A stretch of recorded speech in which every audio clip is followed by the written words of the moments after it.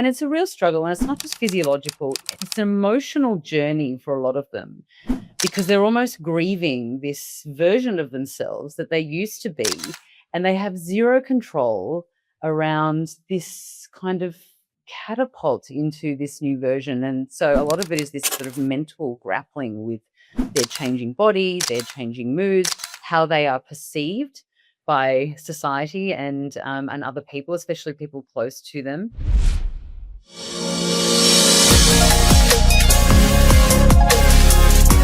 Hello and welcome to the Biohackher Podcast. I'm Azra, your host and founder of Biohackher. I'm an integrative nutrition health coach specializing in longevity for women, a health and wellness journalist, writer, corporate consultant, and a biohacking advocate.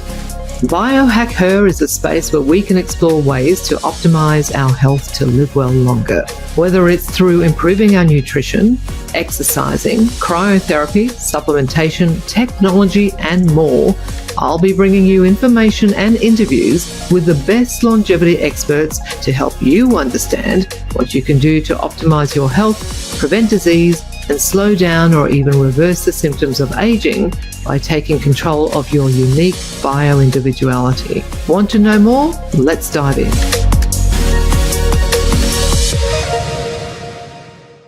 Leah Simmons, welcome to the Biohacker Podcast. So great to have you on.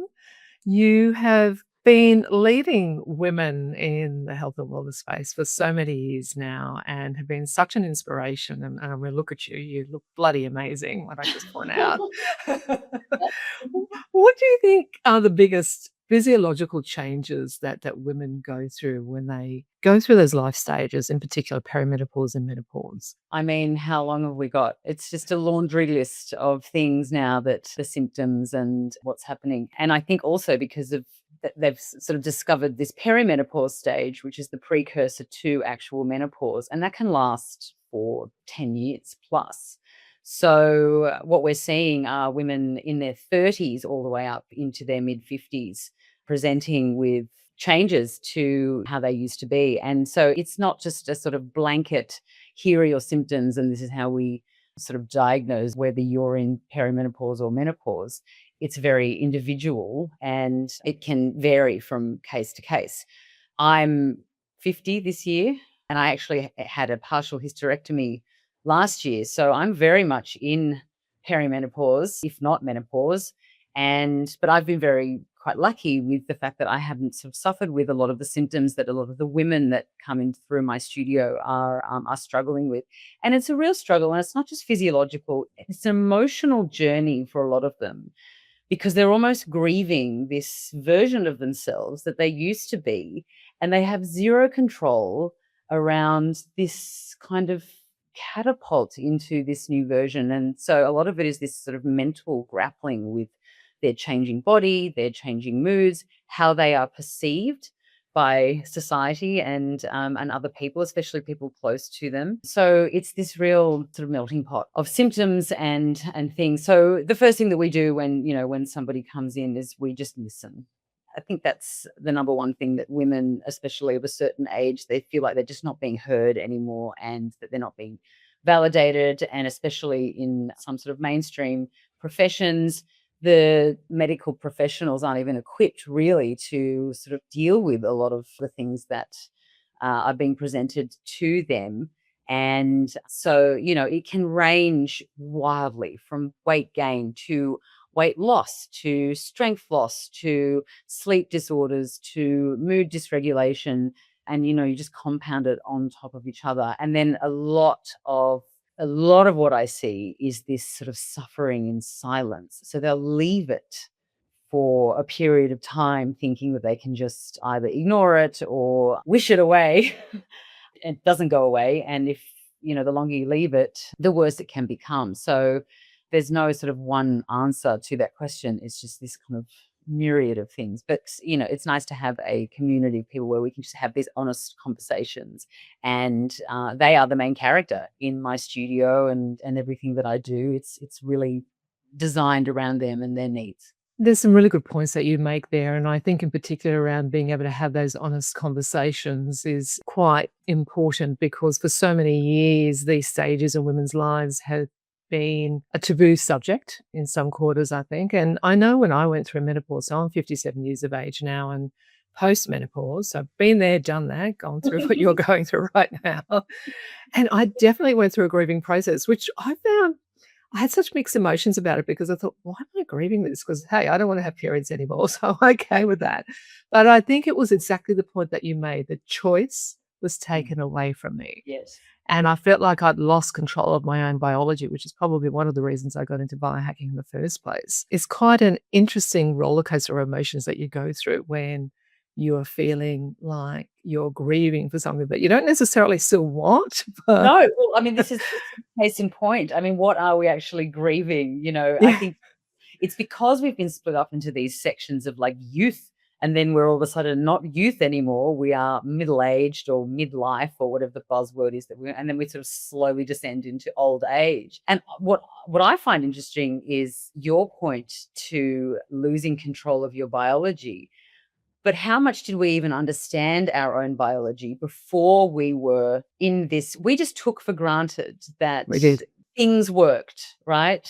Yeah. We were able to show up and we were sort of on this fairly level playing field when it came to how we felt, how we looked. We didn't really have to put too much effort in to maintain a certain physique or whatever. And all of a sudden, that has been disrupted or been sort of yanked away from us. And now we are going, okay, well, what's changed? Help me understand in my own body, in my own biology, in my own physiological makeup, what's going on, as opposed to what our baseline was anyway, and seeing where that has shifted. And, this whole thing around hormone testing, well, your hormones do this 10 times a day. So there's no baseline even anymore to be able to compare it to. So it does really feel like we're out in the middle of an ocean with no paddle, just sort of trying to navigate our way back to wherever we came from, which we don't really even know where that was. And our hormones fluctuate for most of our life anyway. When you think about it, we go through puberty, if you fall pregnant, there are so many different stages in a woman's life where our hormones are fluctuating. Yet for some reason at perimenopause and menopause, that seems to be the pivotal moment where women start to freak out about those hormonal changes. Yes. And you're right, we haven't had control anyway. So why are we so concerned about it at that point? And perhaps it is because there's this perception that we are aging and we're starting to come into our later years and we're losing our youth. It's a vanity thing. If Yeah. all of this happened on the inside of us, we wouldn't give it a second thought Yeah. because it changes the way we look. That changes the perception that we have of ourselves. And so there goes that sort of physical slash emotional relationship that we start to have. And there is a level of comparison, I think, around how we used to be and how we are now. And, unfortunately, that you can't get away from the fact that it's in front of our eyes. And so I think what we need to come to terms with, or at least bring into the conversation, is the relationship that we have with our aging selves and trying to become at least comfortable with the fact that, I mean, as much as we're going to try, we can't reverse it or stop it.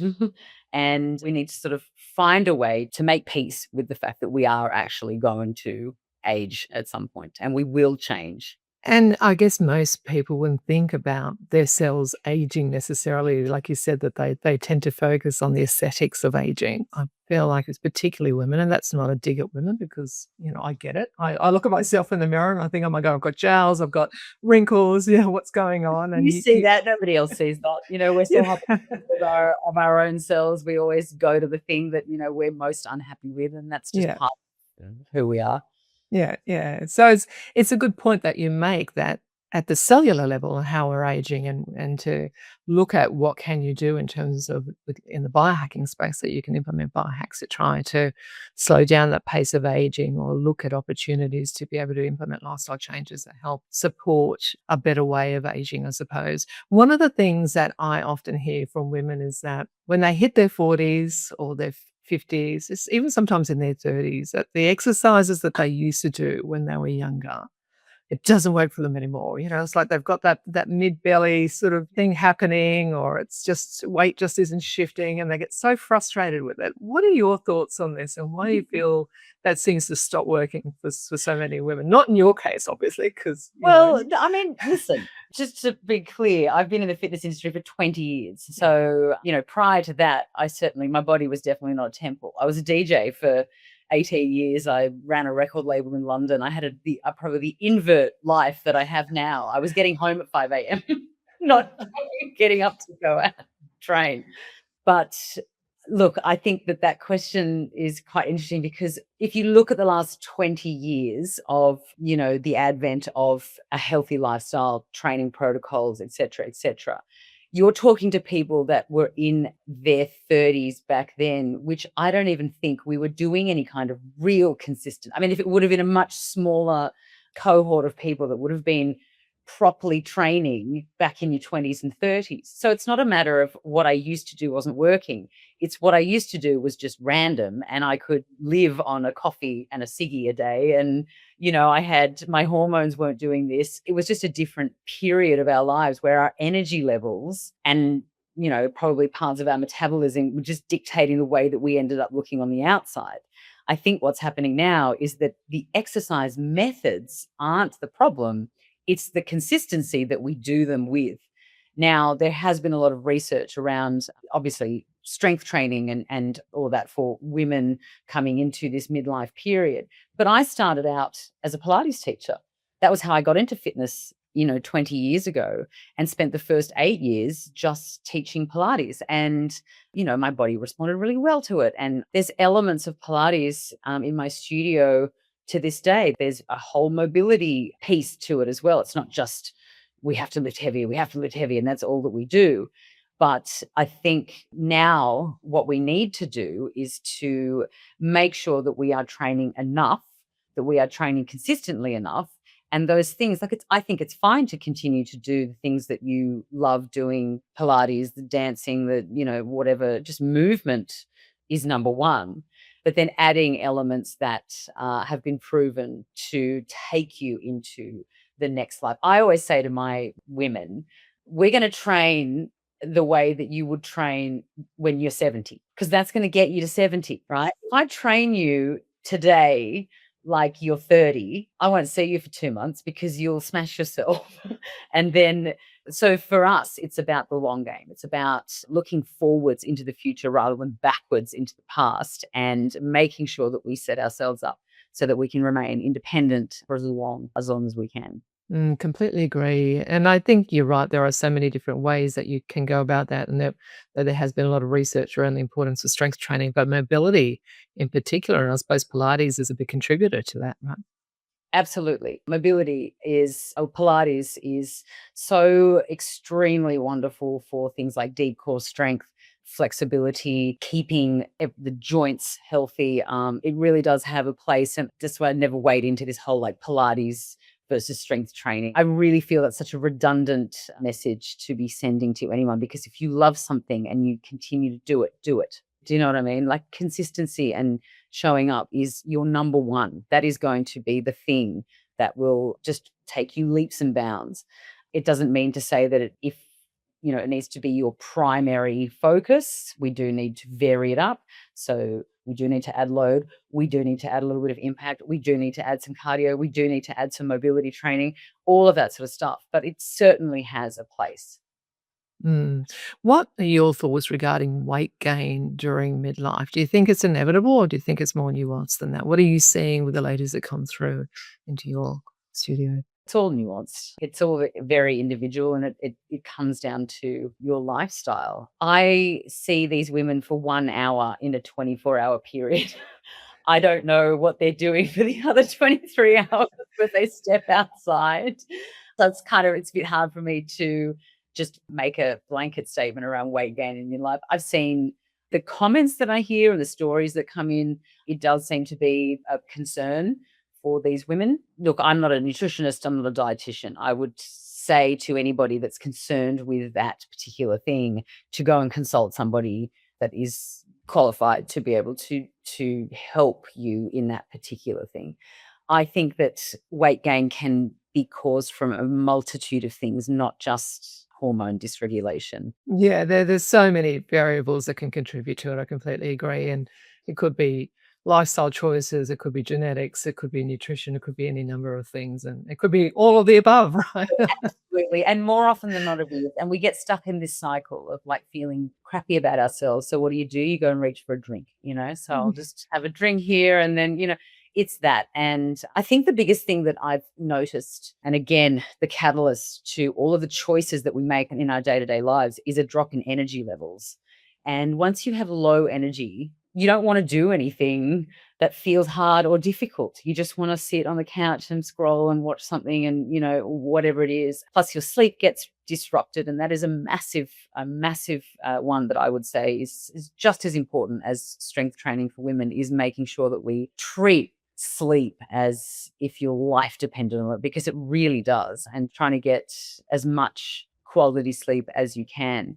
And then you will find that over time, those hormones can start to regulate a little bit, which brings your energy levels up, which means you're making better choices in your day to day. It all just starts to compound one after the other. Yeah, sleep was a big one for me. I was a notoriously bad sleeper after having 3 children, and I just being on all the time and learning to be a light sleeper so that you can wake up for your children was my experience. And The minute you have a child, you're sleeping with one eye open. I know, right?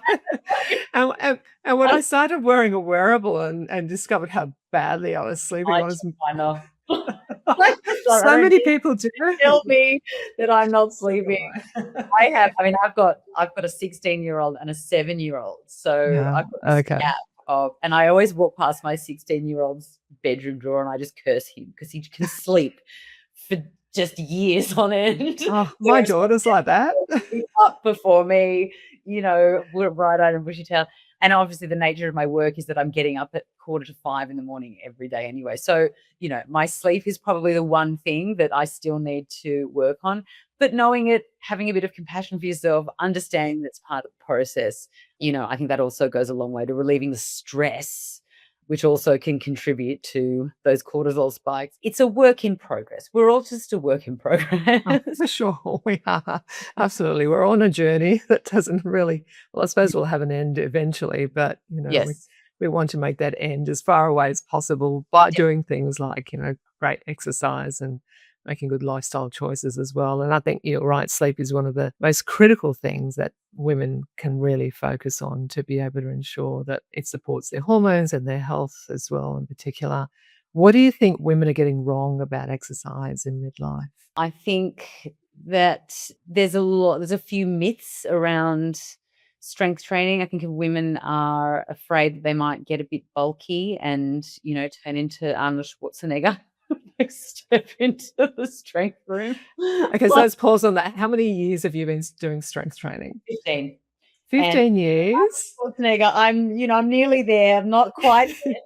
You don't look anything like Arnie. Like it is, she doesn't look anything like Arnie. I mean, even Beautiful, lean muscles. the women whose goal it is to become, to have those physiques find it incredibly difficult. Like you have to have an insane amount of testosterone. You have to eat an insane amount of calories. You have to train. The bulk that people I think are afraid of is probably after those first couple of sessions when you've done something or activated a muscle group that's probably laid dormant for the last 10 years. You've got a little bit of fluid retention in there. The lactic acid has started to build up and you feel a little bit inflamed.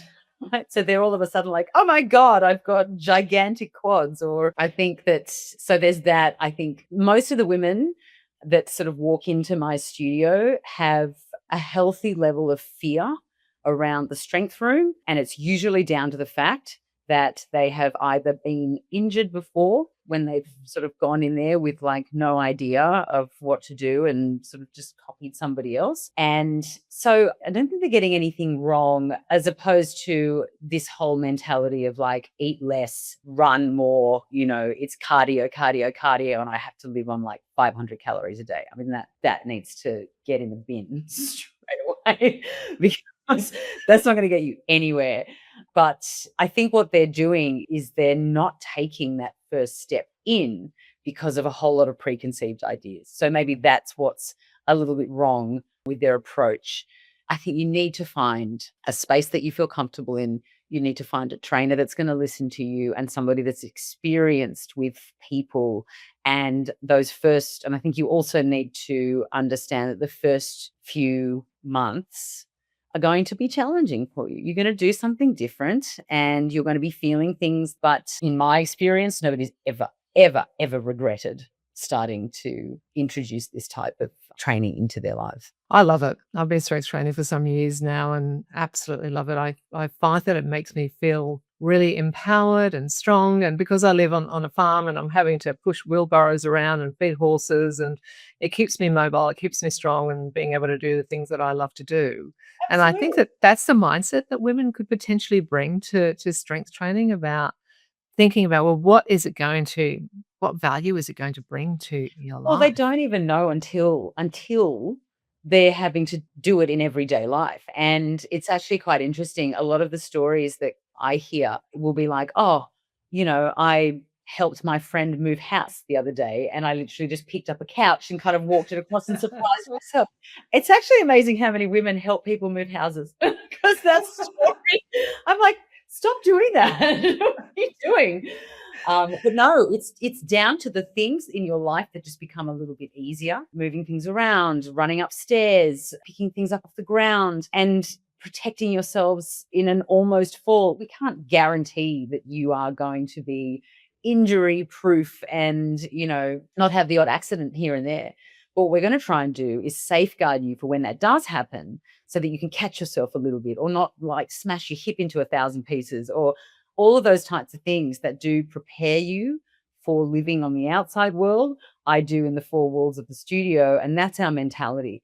And also with Kaya, which was my signature method, which this whole thing was kind of born on, there is a specific mindset technique in the class itself, in the class format, that is actually designed to push you out of your comfort zone a little bit and show you that a lot of the narrative that we form around our capability and our capacity, especially as women, is all in your mind. And once they push through that and they get a glimpse of themselves without those sort of limits and those barriers, I have women that have been lifting over 100 kilos in deadlifts in the studio that had Awesome. never picked up a weight before in their life. And the feeling of just, as you say, empowerment. And then they go, oh my God, well, if I can do this, maybe I can do that. And so they go off and they ask for promotion, or they find the courage to do something extraordinary on the outside in their life, and their whole life shifts. That for me is like success. That's what keeps me going. It's not like, oh, I've got a bicep now. I don't care about that. I care that you've changed your life on the outside and you are now confident and trust yourself, and you have this amazing kind of new lust for life. That's my drug now. It's such an awesome snowball effect, right? To be able It to see really is. these women go out there and feel empowered in that way and go and chase after the things that they 100%. want to do. Get out of my Yeah. way. I'm taking up more space now. That's it. That's it. Completely. I mean, I suppose we've touched on it a little bit, but strength training is arguably one of the better options for women in midlife, because it is important to help support those stability muscles as well, so that you're not falling over and breaking a hip. In your studio, how do you prioritize the balance between things like Pilates or yoga or cardio or strength training? What do you think is the best approach? And maybe give us an insight into that methodology that you just highlighted that Yeah. you take with your clients. We're a little bit different to other kind of gyms or studios in that we run as a system. So whilst our members have access to all of our class formats, what we do is we design their week for them around the best, I guess, system that is going to allow them to continue to keep coming. So we've got 2 rooms. One is a strength room and the other is a big back studio where we offer our studio classes. And our class formats range from strength. It's like PT level strength training. There's only a maximum of 6 people in each of our strength training classes. And we split them into lower body focus and an upper body focus. And we don't train muscle groups. We train functional movement patterns. So it's squat, hinge, push, pull, unilateral stuff, lunge. So it's all of those movements that you would find in everyday life. That is how we train in our strength room. And then beyond that, we have Extend, which is a mobility focused class. We have a class called Amplify, which is more of a cardio sort of resistance training circuit style class. We have Kaya, which is our signature class, and it's breath work, body work, it's meditation, and it's mindset training. And then we have a class called Restore, which is like a beautiful warm hug at the end of the week. It's like a yin style kind of yoga class.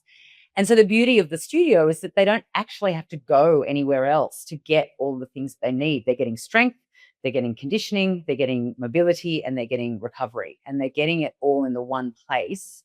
And so I don't place any greater weight on one class format or the other. But what I do is I try and ensure that they are training across the system so they're getting a little bit of everything. And to be honest with you, that was what worked for me. Everything that I do in my studio or in my life or is everything that I've kind of trialed and tested on myself. And I'm like, well, I'm not special or unique or different to anybody else. I'm still facing the same things as everybody else. So why wouldn't I then create a space where they can have access to all of those things? So it's a little bit unique. It's not just a Pilates studio, and it's not just an open gym, and it's not just teaching one style of exercise. I really wanted to create a space for women where they could come and it was like a one-stop shop. Some of these people I see 7 days a week. That's great. Come in every day. Love the commitment. That's great. Different, and they love it. It's like their little sanctuary. So it's great. It's really good. I think it's interesting to see how women can really diversify in that way, because I know for myself with my exercise routine, if I don't incorporate some Pilates or yoga or something like that, I find that I do start to feel a little bit unbalanced. And having that sort of variety of training, I think, is so healthy for women. And I wonder whether it's just because of the fact that we are cyclical beings and that we are very feminine, obviously, as well, and it just aligns better with who we are biologically. Is it, or if it's a male female thing? I think recovery is so important in any type of training protocol. It needs to be treated as part of the training. If you stacked your strength, and I'm talking, proper strength. I'm not talking like walking to a gym and picking up a pink dumbbell and like waving it around a few times. I'm talking like, lifting. You're doing a proper strength session. You wouldn't stack another strength session on top of that without giving yourself ample time to recover. I mean, the whole premise of building muscle is that you're actually tearing the muscle. You're doing these little micro tears. You've got to give them a chance to then repair themselves, recover properly, so that you can then go off and do it all over again. And again, if you are just continually stacking, you're overloading your nervous system, you're not recovering properly, you're not sleeping properly, that will then mean that you might be able to keep that up for a week, 2 weeks maybe. But over time, the energy that you bring to that strength session is going to drastically be reduced because you haven't allowed yourself to recover properly. We help these women design their week. And I'm really like, you are not allowed to do 2 strength. You need to either have a rest day or come and do a Extend class or a Kai or something else. If you want to move, then here's a whole other gamut of things that you can do. But your strength needs to be split so that you can recover properly and show up with, the amount of energy and not feeling like you can't sit on the toilet. Well, you get more out of your workout if you've recovered, right? We have I bought a machine. I actually found it in London, and I was like, I need to have one of these in this studio, and it's called an NPG roller massager machine. It's got an infrared element in it. It's a big roller that you kind of lie all over. We've called it George Clooney. It's the only boy that's allowed in the studio because everybody wants to sit on him. But even that, even that is just get on George, go and have a sauna, go and get some heat into those muscles and, recover properly. And then you can come back and, Yeah, trust me, I have seen women double stack their strength training sessions back to back, like doing go to the gym and you do a 1 hour strength training class, and then they're like, "Oh, I'm going to stay and do another one." And I'm like, "I don't know that that's such a great idea." And sure enough, they end up with an injury. What are some of the other biggest mistakes that you see women Well, I think doing in the you also gym? need to decide what the definition of strength training is. I mean, it might have been a sort of like a HIIT Yeah, resistance class or yeah. something. Again, this is where it gets a little bit gray around what is heavy. How many reps am I supposed to be doing? Like how do I know how heavy I need to go? Like all of these questions. And if you don't have somebody that really is drilling down into you, the individual, what your goals are, what your needs are, what your history is. Do you have any injuries? Like, what are your contraindications? Everyone that walks into my studio has something. There's something that's gone on. You're not going 50 years without having something happen. And so we need to work around that. And then we design the program and the programming to suit that person. And I think there's a level of comfort in that. So they're not just getting this one size fits all. And it's why I've sort of shied away a little bit from social media and putting, this is what you need to be doing, because I don't know you, don't know what you do, can't see you out there in, there's a baseline and I can suggest things that have worked for me, but don't pit yourself. If you've never walked into a gym and never picked up a dumbbell and you're taking advice from somebody that's been doing this consistently for 15 years, there has to be a level of understanding that you're starting from two completely different points. And I think this is what contributes a little bit to women feeling like they've failed or it's not doing anything, is because their baseline hasn't been discovered yet. And so, but look, it's a process. And unfortunately, and this is the one thing that I will say with the biohacking industry, there's really no way to biohack exercise. You can optimize around it, but in terms of what works, it's consistency, continually showing up, repetition. It's boring. Well, I suppose exercise is a biohack in my mind. Rather than biohacking your exercise itself is a biohack. It's a Moving your biohack. body is a biohack. Mobility, you know, doing that. But I think those points that you make about really making sure that you're aware of where you can start and, whether you've been training for 15 years, it's so important, because we don't want women getting injured and being put off from actually going in there and starting to do some training and Absolutely not. really getting their mobility going and making sure that they're fit and vibrant, for as many years as they can possibly be. But I've seen some women come into the gym and start with 5 kilo, dumbbells and feel like that they're not doing much. But I'm like, well, if that's your baseline, that's okay. Start there. Just start where you need to start and build from there, right? Would you agree with that? Can you do 4 perfect sets of 12 perfect reps with those 5 kilo dumbbells? Yeah. That's the compounding effect. As you start to fatigue, can you keep your form? The number means nothing. The number means nothing in real terms. It's how is it feeling? Can I keep my form? Can I stabilize it well enough in my body to be able to push through a little bit harder when I do start to fatigue and it does start to feel hard? It's all of those things that, we're not chasing triple digits here. We're not chasing numbers for anyone. We're saying, can you consistently do this? Put a little bit of effort in. And that's really where we start. Yeah, so much of the research shows that lifting heavy is important for women. Actually, I think I saw something on social media that you posted recently where you had a client come in and she did this awesome job of doing this amazing deadlift, and you were cracking up about the high five. Yeah. Oh, It was so funny. It made me laugh. It was so I am cute. the worst at high-fiving. It's So am I. they've done this unbelievable thing, and then there's me with, like, the week. Anyway, I did have people were like, "Look at the elbow." I'm like, "I don't wanna look at the elbow. Oh, look in your face." And I just, you know what? I'm gonna give them a hug now. I've Yeah. decided no more high-fiving. They deserve a hug. But let me tell you, so that woman was a woman called Tamara. She's been a friend of mine for a long, long time. I've known her for years and years. And she came in and did my pilot program almost 2 years ago. And I took 30 women through a 12-week program. This was before the studio wasn't even open. I just sort of built it. I needed to figure out if this was a thing. And, so I took them through the system. And she's actually our Restore teacher. She's an amazing yoga teacher, but she's one of several of them that have sort of stayed with me through this whole process.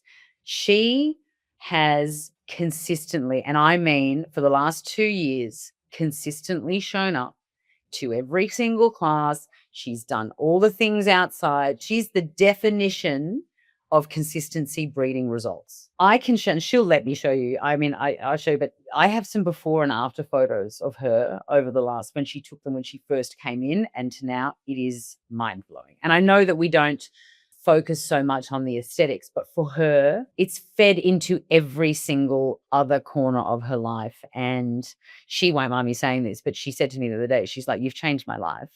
That's so great. My whole entire approach to life now is different. I feel amazing in my body. I feel strong. I feel confident."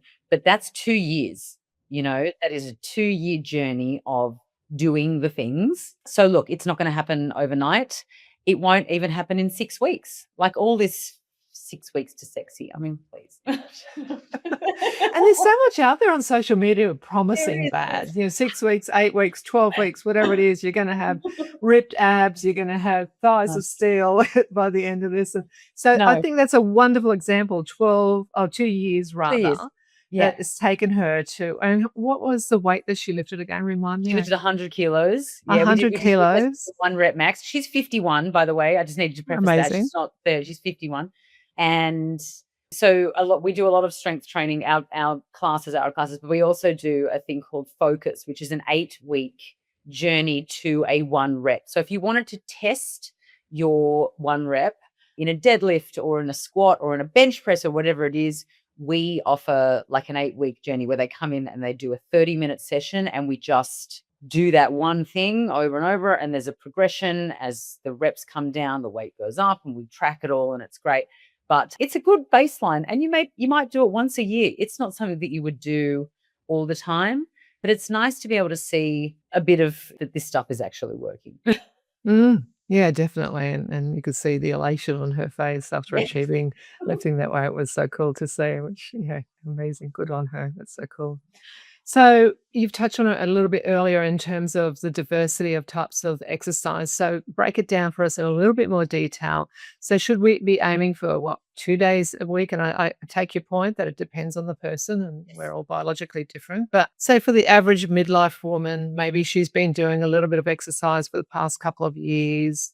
What should the diversity be in terms of the routine, do you think? So minimum of 2 sessions per week. 3 would be fab. If you were doing 2 sessions, I mean, again, it depends on what your goal is and sort of where you want to do it. If you were going to do 2 sessions and that was it in terms of like lifting another weight, I would do 2 sort of full body strength sessions. If you were doing 2 strength sessions and 1 maybe like resistance training, heavier Pilates stuff, something that adds a bit more load, then you could split your 2 strength sessions into a lower session and an upper session. But again, it really depends on the person. What I would like to see is all of the movement patterns that we do represented in your strength sessions in some way, shape, or form. So in our upper sessions, we focus on push. So like pushing weight away from you, whether it's horizontally or vertically.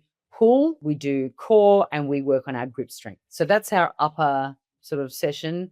In our lower, it's squat, it's hinge, it's thrust, it's unilateral stuff. It's a bit of balance work as well. And that sort of covers everything that you will do in normal day life: sitting, standing, bending down to pick something up, pushing something away from you, pulling things towards you, lifting things over your head.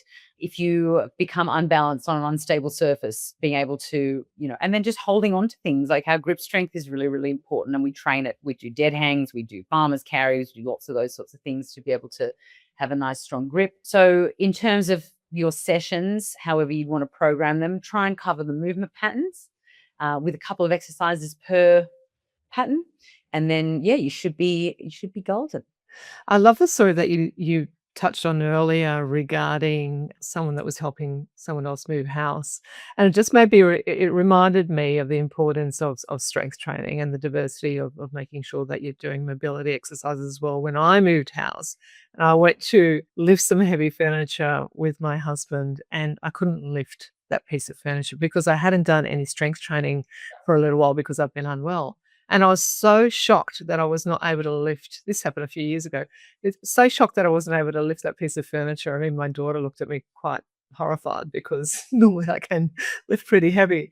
And it just made me realize that if you're not consistent, if you're not at it Yes. all the time, that you can so quickly lose that strength. Yes, we atrophy quicker in midlife, and So that's just annoying.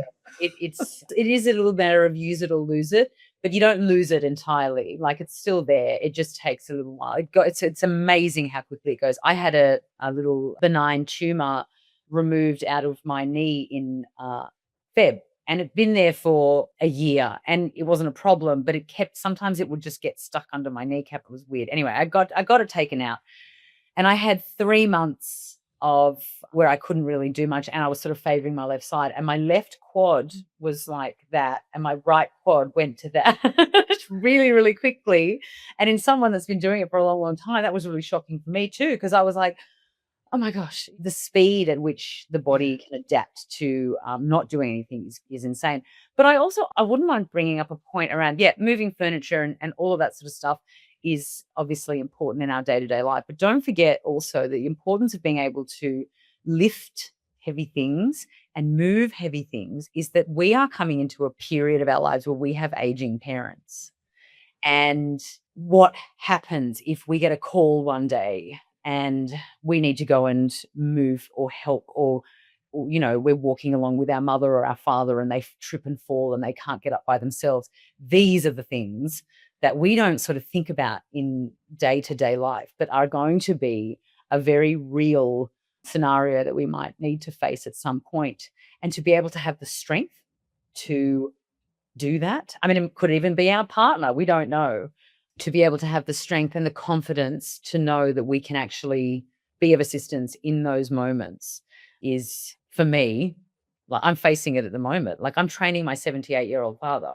He That's hates great it, that he's but open I to drag him training. up the stairs and I make him do it because I'm like, this is your future. My mum's fine. She's sort of, she does her Pilates and she's whatever. But my dad, I've seen in the last year, really kind of, and I'm like, Dad, we need to address this now before it's too late.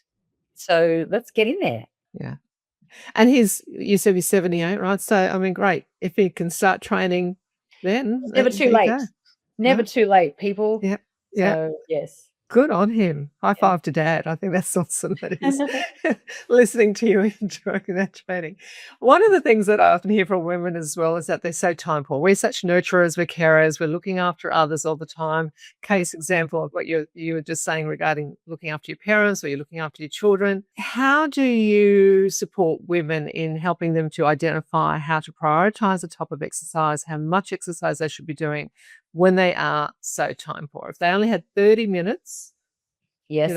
I to, hear that like all 3 the times a time. week, what It's should they be doing? amazing, though, once they start, how they seem to find all this extra time to start coming. Because it gets addictive. That's for me. It's like when I started training, I'm like, All of a "Oh, I sudden, love start to shift things around. Look, I get the time poor thing. I'm a single parent. Time is precious. I get it. I think, again, it comes back to time poor is a symptom of a deeper cause of I feel guilty about putting myself first. That is the thing that I need to address in these women first, and then everything else flies out the window, to be fair. It's about them prioritizing themselves and feeling like they deserve to have the space to be able to put themselves first, and they need to feel worthy to be able to do it. A lot of these women, and it's heartbreaking, walk in and they say it to me that they feel like they've just lost themselves. They've lost their sense of identity. They don't know who they are anymore. Their kids may have left home. And to feel like an unproductive part of society where nobody can see you or value you would be one of the most lonely feelings on the planet, I think. So getting them into a place where they actually feel a little bit good about themselves and want to do something good for themselves is step one.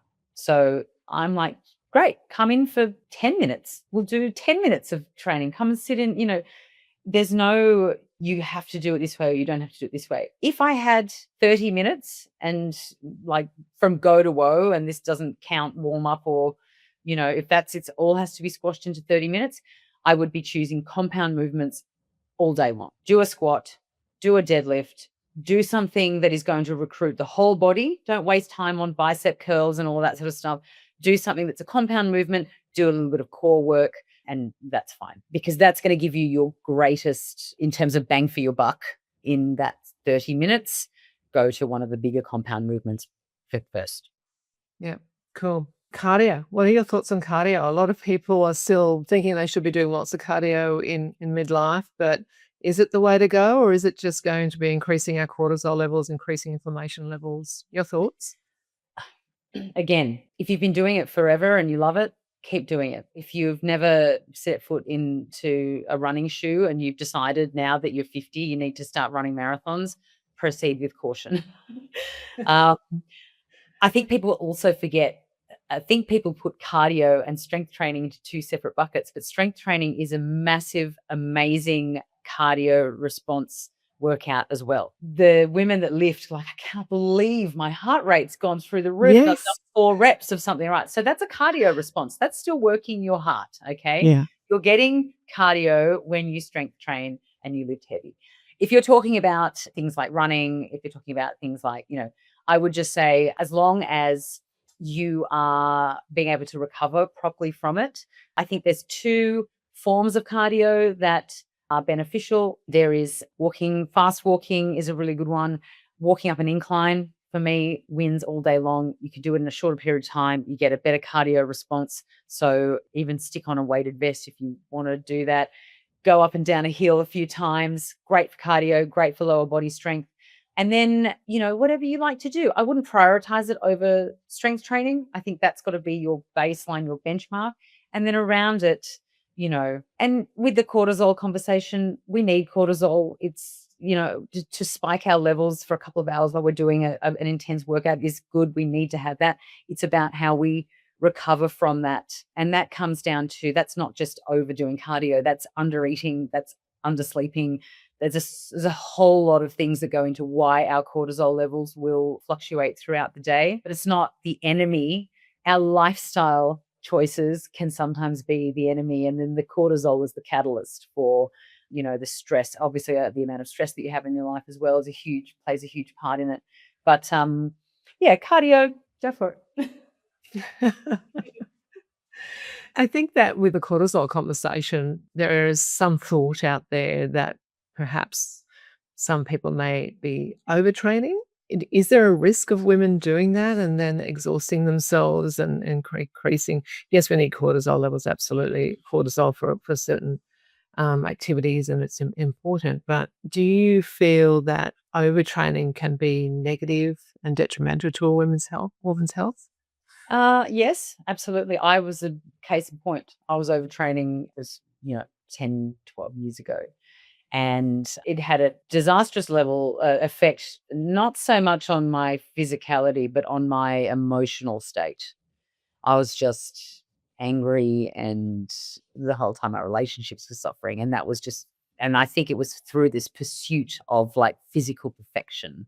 Once you kind of let go of that, you can kind of take a breath. But overtraining, to me, I think the conversation, that some unhelpful things that start coming through is that we need this whole like eat less, move more. I think I alluded to that before. That's so unhelpful it makes no sense unless you are obese and you're not moving at all. Like that might apply to that person, but generally I think especially women, I mean, you can't exist on 3 blueberries a day and then go for a 10K run. I reckon I'd fall flat on my face if I did that. Same. We need protein, we need food, we need fuel, we need recovery, and I think we need active recovery as well. And I think we need recovery that's also correlated to the thing that we're trying to recover from.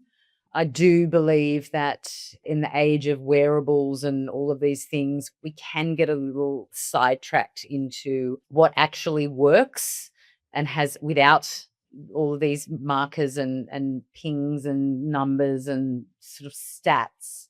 I've always said, and the reason that I took my wearable off was that I started to lose a connection to what I feel is my greatest wearable, which is my intuition and myself.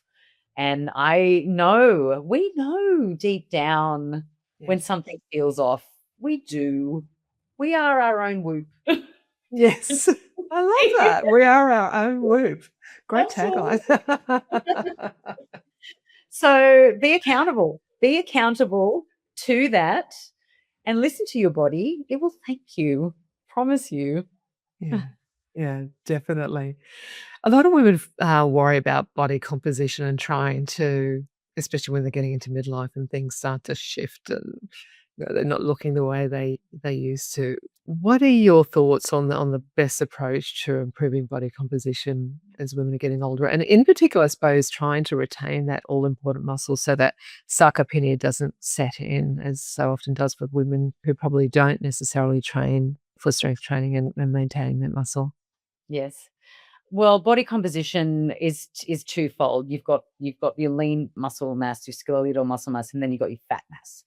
And they do feed into one another, obviously. But if you're talking in obviously weight related things and weight gain, then that just comes down to a nutritional pathway, which is if we have women that are concerned about that, we have a nutritionist that we refer them onto. We don't sort of give out nutrition advice or dietary advice.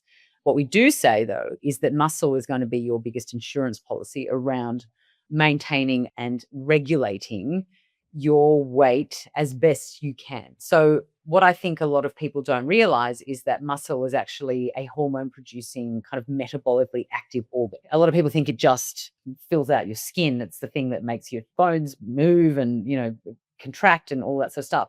But it actually sends signals to your brain. And muscle is the thing that will dictate a lot of what your BMR is, your basal metabolic rate. And the more muscle that you have, the more you can maintain a regular BMR. And so it really does go so far towards helping you regulate your weight and address any sort of weight related issues that you have. Body composition, again, is personal. And unfortunately, a lot of it is genetic. I would say there's a huge part of the way why they look the way they look. It's just down to genes. So there is some way that you can go to changing but again, it comes down to being consistent around it. And I also think having a realistic goal at the beginning around where you want to go or where you want to end up, and then finding a pathway to get from A to B. I always say that distance between A and B can be as long or as short as you want it to be. It just depends on what you're willing to compromise, sacrifice, do in that. People are like, oh, I want to be able to fit into a bikini and blah, blah, blah, but I'm not willing to give up drinking, or I'm not going to stop eating this, that. Well, I mean, come on. Not going to get the results you want then. It's going to be a long process. Not necessarily. Osteoporosis is another concern for women, from midlife and onwards as well. What do you find are the best exercises to support protecting against that? Yeah. So osteoporosis obviously is a loss of bone density, osteopenia being the precursor to that. We have women in various stages. The thing that actually creates bone, so you want to lay down those new osteoblasts, we will create that new bone matrix as a thing called torsion on the bone. So it's where the muscle is actually being pulled and pushed against the bone, and that stimulates the bone to create these new osteoblasts that will then lay down the new bone matrix. And the thing there's two things that really contribute to creating those little osteoblasts, and number one is load, so loading up the muscle so that the torsion, and impact. So that's why things like trying to add a little bit of jump training in, and I'm not saying you need to start doing box jumps up to, but doing a little bit of impact work is going to go a long way into helping you protect yourself against osteopenia and osteoporosis. And the good news is that the research that's coming out is that it is not only you can not only slow it, but you can stop it, and sometimes you can actually reverse it, which is great. It's really exciting that you can do that. I've recently started teaching myself how to skip again with a skipping rope. So we had some skipping and stuff like that. It's hilarious, the conversations that are like, I've almost had to lay down pee pads in the But let me tell you, as scary as it can be, it actually does help the pelvic floor, because the pelvic floor is a muscle. And Yeah. so the more that the muscle contracts and releases, the more you're strengthening the muscle. And I also think the best thing is to just have a laugh about it. This is it. We're here. Yeah. Well, I did not know, so that's good to know. But I tell you what, I'm the biggest klutz on the planet, and me trying to teach myself to skip again. I don't think I skipped since I was, 6 probably, and so here I am at 57 trying to do it again. I'm getting better. I'm up to 50 rounds, That's of amazing. That's to be amazing. without getting it caught. But Yes. it's And to even still fly, even if it is skipping rope, just pretend. yeah. Little jumps on the ground, so on a hard surface, I think it's that landing, and that releasing. It's just so important for yeah. And I think it's good for my brain as well, just, getting Yes. my brain to think in a different way and trying to coordinate my body in ways it hasn't done for many, many years. Yeah. It's been an interesting challenge. What's one piece of fitness advice that you've changed your mind about in the past decade? Well, I think the importance of strength training. And I don't even think it's something that I've changed my mind. It's just that it's just been introduced, and the evidence for me is clear. Yeah. So, I came from Pilates and a yoga background, and as I've progressed through my fitness career, it's become quite prevalent to me that the earlier you start resistance training, the better it's going to be for you in the long term. And so it's putting strength first, and then everything else can kind of filter out from all of that. And also, it's never too late to start. I think people put themselves into I can't do that. I'm too old. I'm too unfit. I'm too this. Yeah. I'm too that. No, you're not. I agree. Never too old. All right, let's have some fun. Let's do a fast fire round. I'll throw some questions at you and just give me a quick answer on each of these. Best exercise that every woman should master. Lifting heavy. Biggest waste of time in the gym. Random workouts with no structural program. Dumbbells or machines. Both, but dumbbells first. I think learning how to master your own stability without relying on a machine is really important. So I would pick up a set of dumbbells first, and then obviously machines have their place for sure. Okay. Walking or running. Me personally, walking. Both. I think walking is good for the mind. Whatever is good. Both. Anything that gets you outdoors into some fresh air, go for it. Yeah. Squats or deadlifts. Both. Squats and deadlifts. Squats for sitting and standing. Deadlifts for bending and picking things up. Like they did both. Okay. Morning or afternoon training. Whatever fits in with your life, just go.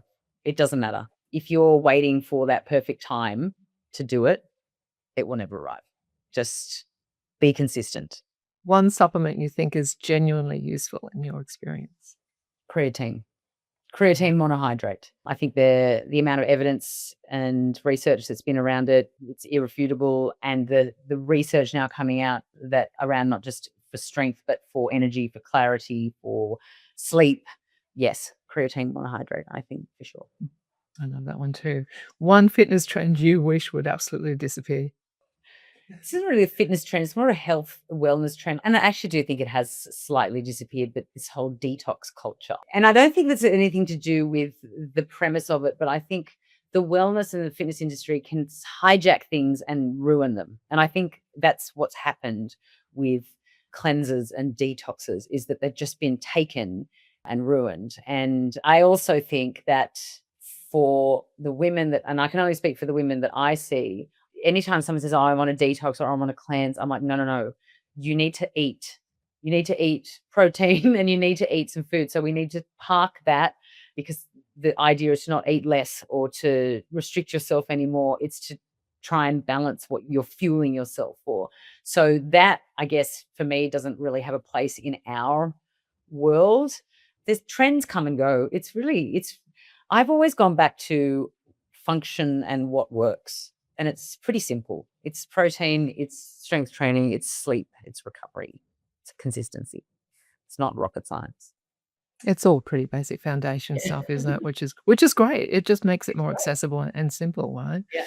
Just quickly also, what are your thoughts on training while fasted? Because there's a lot of discussion on that one, and it seems to be quite confusing for a lot of women, I think, as to whether you should train fasted or you should actually have something small, to eat prior to training. Your thoughts on that one?